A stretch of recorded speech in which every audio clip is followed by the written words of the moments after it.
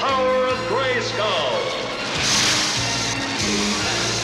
Before Power Rangers and Ninja Turtles, before Ghostbusters and Sonic the Hedgehog, there was He-Man. He ruled the TV space for quite a while and still has an amazing fan following. But few of these millions of fans know that he also had a son named Dare, who became Hero when he went all battle mode. His story seems like a fine blend of characters like Tarzan, Mowgli, and of course, He-Man himself. Hero was to be the star of an animated show named Hero, Son of He-Man and the Masters of the Universe, but unfortunately, the show never saw the light of day. But fear not, in this video, we will introduce you to Hero before diving into his backstory and adventures. Before we go into our explanation, we have a very small request. If you like our content, please support us by subscribing to our channel. This is a small click for you, but for us, it means a lot. Thank you. Let's begin. Who is Hero? Prince Dare, aka Hero's, life story reads like a page from a mythical saga, which is somewhat the truth. Raised in the depths of a dangerous forest by a she-bear-cat, a creature that was part bear, part mountain lion, Hero was no ordinary child. Found shivering and alone, he was nurtured by this unlikely guardian who filled the void of her lost cub with Dare's presence. So yeah, Hero began his heroic career in the same way as Tarzan or Mowgli, but instead of gorillas and wolves, Hero's adoptive parent was a bear cat. Due to this unique upbringing, Dare learned the language of the animal kingdom and honed extraordinary sensory abilities. His vision and hearing transcended human limitations, which allowed him to navigate the forest terrain effortlessly, day or night. So yes, Hero was not quite the biological son of He-Man. If that's the case, how did Hero become He-Man's son? Well, adoption. Adopted by He-Man, the iconic hero of Eternia, Dare's destiny took a remarkable turn.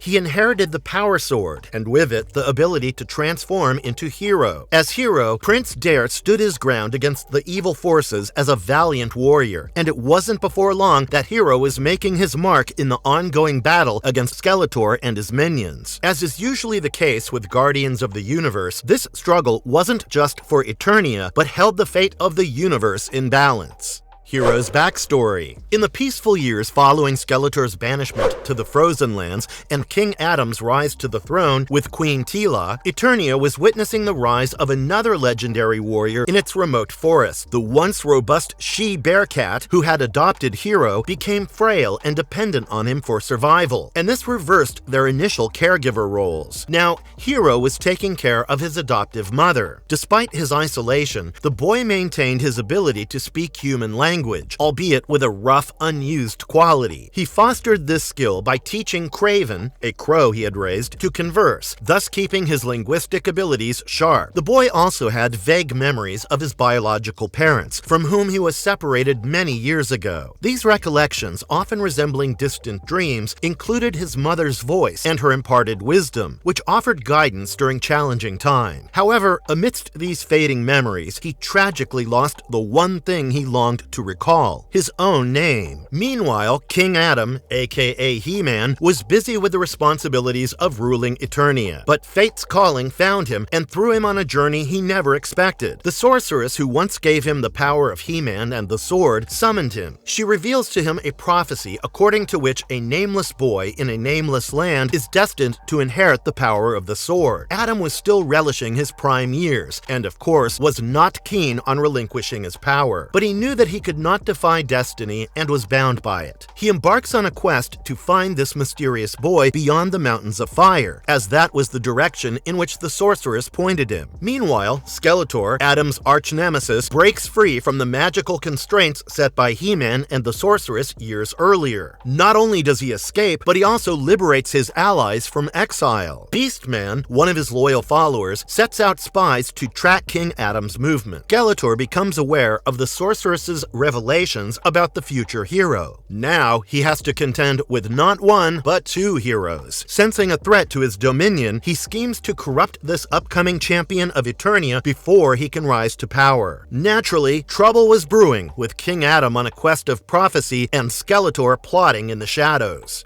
The transformation of Adam and Dare. King Adam, with his trusted allies Man-at-Arms, Orko, and Cringer, sets out on a mission to find the boy prophesied by the sorceress. Their journey leads them toward the uncharted Dark Valley beyond the Mountains of Fire. However, they are not alone in this quest. Skeletor, one step ahead, hastens to the same direction with his cronies, Beastman, Evil Lyn, and a new crew of villains. The race is on, but it's no walk in the park. This territory is a mystery to both sides. Skeletor, despite his lead, is basically searching blind. Eventually, Beastman unleashes the forest's vicious beasts to hunt down the boy and his bearcat mother. In a heart-wrenching turn of events, the bearcat sacrifices herself to save her son. Skeletor seizes this tragic moment to twist the truth, to convince the grief-stricken boy that He-Man and his group are to blame for his mother's death. Burning with thoughts of vengeance against He-Man, the boy falls into Skeletor's deception. The plot thickens as Skeletor hands the boy over to Evil Lyn for a crash course in dark magic. Meanwhile, Skeletor lays a trap for Adam. To further the plan, Man-at-Arms allows himself to be captured, which gives Adam the chance to escape and transform into He-Man. With his alter ego in play, He-Man now faces the challenge of rescuing Man-at-Arms as well as the future bearer of He-Man's legendary sword. He-Man, in true hero fashion, kicks Beastman, Evil Lyn, and the rest of Skeletor's gang to the curb. He successfully rescues Man-at-Arms. But there's a new problem. The boy's gone missing, whisked away by Skeletor. To get him back, He-Man's gotta manage his way through Skeletor's trickiest spells and a bunch of deadly traps in the Mountains of Fire. In the final skirmish, the kid is stuck with making a tough call: side with Skeletor or team up with He-Man. It's a real head-scratcher, especially since he's been led to believe Skeletor is his ally. But Skeletor zaps the boy's pet crow, Kraven, while He-Man leaps in, getting hurt in the process. All that's left of Kraven are a few black feathers. Skeletor tries to justify his brutal action by spinning it like it's all for the greater good. You know, the whole end justifies the means spiel. He's all, "Don't you want revenge for your mom?" But the boy sees through the smoke and mirrors. His heart tells him the real score. In an ultimate act of bravery, he decides to risk it all for He-Man, turning his back on Skeletor's deceit. He-Man sees the gutsy nature of the boy and fittingly names him Dare. He promises to give him a stable home, something that's been missing in Dare's life for almost forever. Back at the palace, Adam and Teela officially adopt Dare in a grand ceremony. The palace is buzzing with joy, and Dare's over the moon. To top it all off, Kraven, his pet bird who everyone thought was dead, shows up. Turns out Kraven just pulled a Houdini on Skeletor. Dare's new life includes some serious schooling under the guidance of Man-at-Arms' teenage niece, Kayla. This was the start of Dare's journey into civilization. Meanwhile, Adam was wrestling with the idea of handing over the baton to Prince Dare. It was a tough pill to swallow, letting go of the power sword and all it represents. The final straw comes in a fight with Skeletor. Adam, as He-Man, faces a do-or-die choice. He could either keep the power sword and lose his kingdom, or share it with Dare and save Eternia. Although the choice seems simple to us, it was a moment of truth for Adam, as he finally understood that the sorceress was spot on. It's time. Both Adam and Dare learn valuable lessons through this. Adam lets go of his youth to embrace his maturity, while Dare grasps the importance of putting the greater good above personal gain. Just when things were heating up, Zoar, the sorceress in her falcon form, swoops in right on cue. Thanks to her,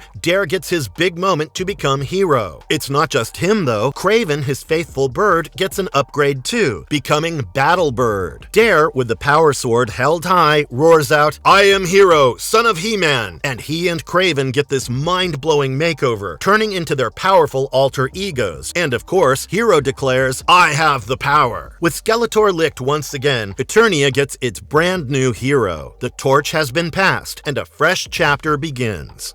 Dare's character analysis. Dare, our young hero, was right in the thick of those awkward early teen years. He was initially caught in that tricky spot where childhood's fun was just a memory, but he was not quite ready for the big league of adulthood. He juggles the urge to be carefree with the weight of newfound responsibilities, but in the end, he comes around all right, I suppose. Now, Dare's got a bit of a thing for Kayla, his war arts tutor. He tries his best to keep it all hush-hush though, because he fears embarrassment if she ever finds out. In his heart, Dare sees himself as an orphan, clueless about whether his real parents are out there. His quest to uncover his past is also a roller coaster of adventures. As King Adam's adopted son, Dare learned how to be a proper prince, manners and all. Naturally, it was not a cakewalk, kind of like Tarzan's rough time adjusting in Greystoke, but Dare managed, even if some of it's laugh-worthy. Imagine swapping a wild forest for palace life. It has to be difficult. The cool part was that Dare's wild upbringing left him with some skills like chatting with animals, tracking like a pro, swinging through trees with ease, sneaking around silently, and hearing like his ears have superpowers. These abilities were top-notch, but totally natural, nothing spooky or supernatural. When he transforms into Hero, these skills get a major boost thanks to He-Man's powers. This makes him a great hero, different from He-Man himself. The real challenge for Dare, though, was dealing with the massive responsibility of being Hero. This all started when Adam handed over the Power Sword in a battle, marking a huge moment for both of them. Dare stepping into manhood, and Adam embracing maturity. While Dare is a typical 13-year-old, Hero is all muscle and looks like a fit 18-year-old, minus the gangly growing pains phase. This transformation amps up the whole Hero thing. Having said that, Dare might look all grown up as Hero, but inside, he's still figuring things out, still a kid at heart. Learning to be Hero the man instead of Dare the boy is where the real challenge lies.